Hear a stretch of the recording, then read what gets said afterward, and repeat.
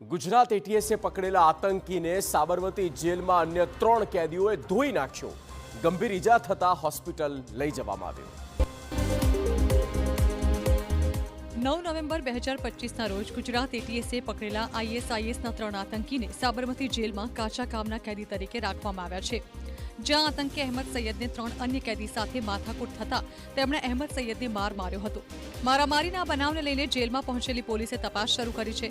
કઈ બાબતે મારામારી થઈ અંગે તપાસ શરૂ કરવામાં આવી છે. 3 આતંકી પૈકી અહેમદ સૈયદને અન્ય 3 કેદી સાથે બોલાચાલી થઈ હતી. જે બાદ ઝઘડો થતા આ 3 કેદીઓએ અહેમદ સૈયદને માર માર્યો હતો. આ દરમિયાન આતંકીને આંખ તેમજ મોઢાના અને શરીરના અન્ય ભાગે ઈજા પહોંચી છે, જેને પગલે સારવાર અર્થે સિવિલ હોસ્પિટલ લઈ જવામાં આવ્યો છે. આ મામલે એટીએસ અને પોલીસ તપાસ કરી રહી છે. આપને જણાવી દઈએ કે આતંકી ડોક્ટર અહેમદ સૈયદ, આઝાદ અને સોહિલ સાબરમતી જેલમાં કેદ છે.